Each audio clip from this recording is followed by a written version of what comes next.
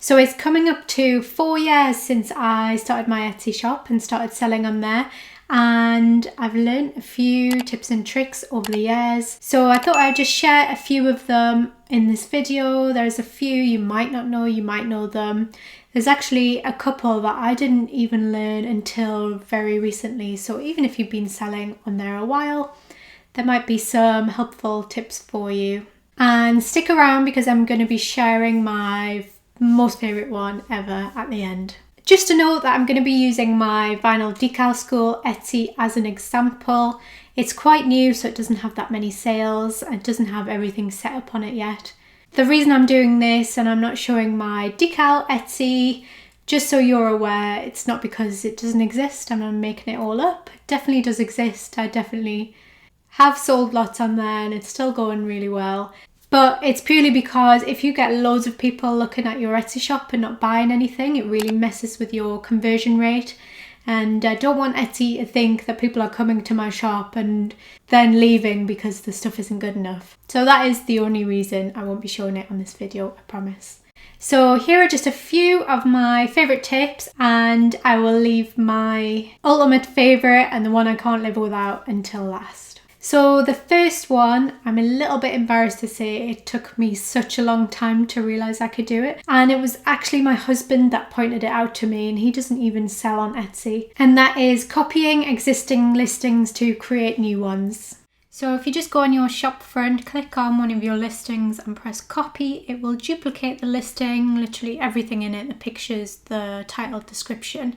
So I would edit as much as you can. You can obviously keep the stuff that you put in every listing there, but edit tags, description, so that you're not creating the exact same listing again, because then you're competing with yourself. And it just makes it super quick and easy to do that rather than starting from scratch. And I do this with every new listing now. I find one that is most similar or like in the same category, or will have similar tags or something, and then copy that. It's so much easier to do it this way, and it saves so much time. My second tip is to use delivery profiles. I didn't actually do this for a very long time because I didn't really understand how it worked. So if you go to your settings and then delivery settings, you'll come to this page. You want to go on delivery profiles to add new ones.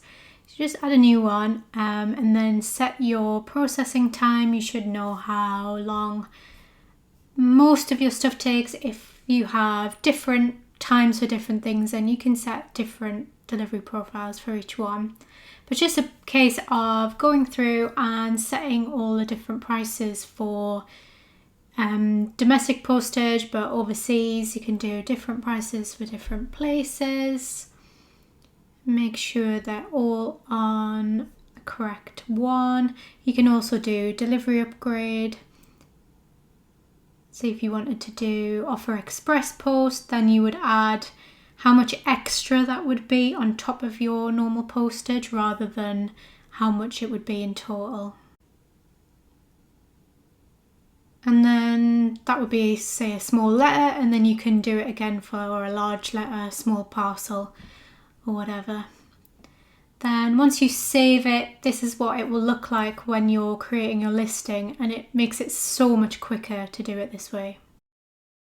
Then the next one is a great tip, especially if you sell seasonal products in particular, and that is to edit all of your tags at once. So I'm just going to use this one as an example because it still has the Valentine's Day tag in here.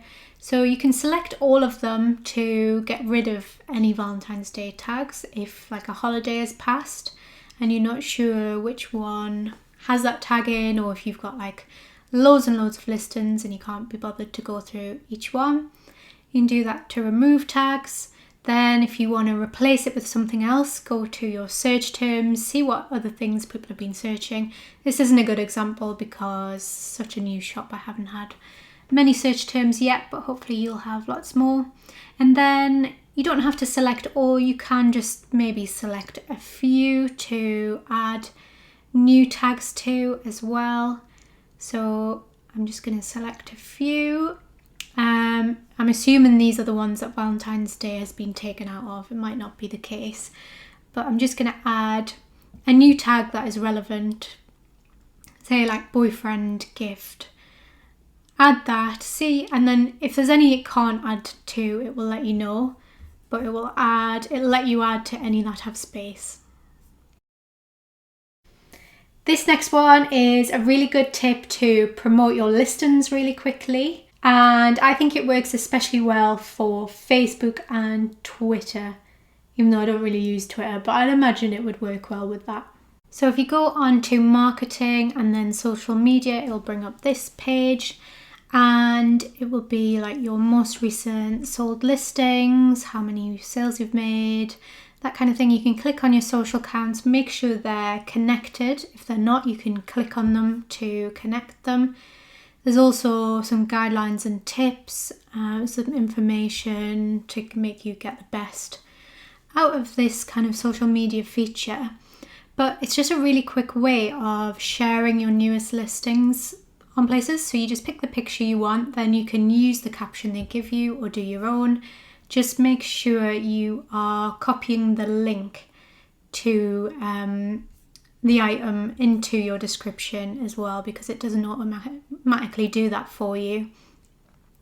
You might want to add some of the tags as well. But if you go next, it'll give you the option to post to Facebook, or you can add it to one of your Pinterest boards. I list the way I do my Pinterest pinning above because I don't usually do this. We can do Twitter as well, or Instagram. And it's just as simple as continuing, and it will just post automatically to your page, whichever one you have linked to your Etsy, whichever one you have set up. Once you've done, you can just double check it has gone through, and there it is. It's really as easy as that, and it just really speeds up the process of sharing your items. The next tip you might not want to use, might not be useful to you, but it's good to know it's there, and it's good to check it out just in case there is something that could be useful to you. And it's the integrations that Etsy offers with other apps and websites. So it has its own integrations tab. If you click on it, a number of different things should come up. I'm not sure if they're the same in every country, but this is what I get.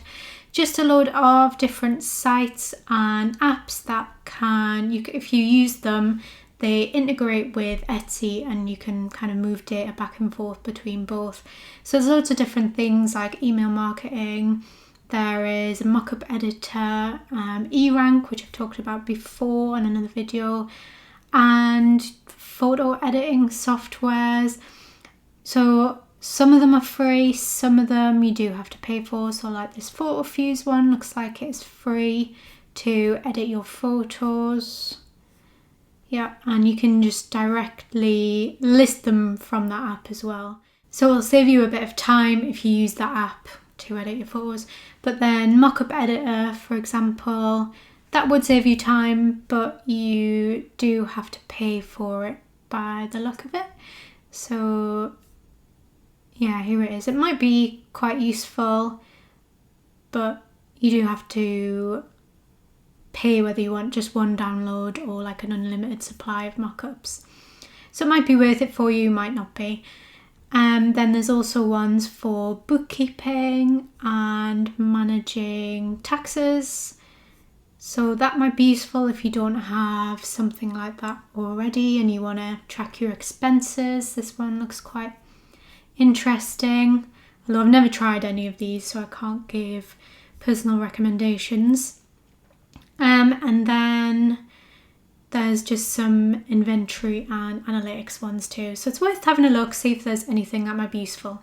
Then, as promised, my favourite thing that has saved me so much time over the past few years is creating saved replies. This is such a lifesaver. So when you're in a message to a customer, there'll be a button that says saved replies underneath, and if you click on it, Etsy has a number of kind of pre-saved ones that you can use, but you can also add new ones in. So just add new button and then add a title to what it's going to be so that you remember, add your message, and then select a category for it. What I did is I have a number of ones that I send to people with instructions after I send my decals, but I also have ones for like my most frequently asked questions.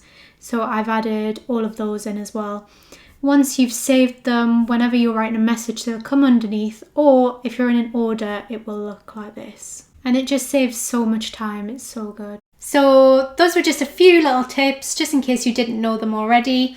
Let me know in the comments if you've got any other helpful ones that I didn't mention. And please check out my other videos for lots more tips for selling on Etsy, starting a vinyl business and using a Cricut.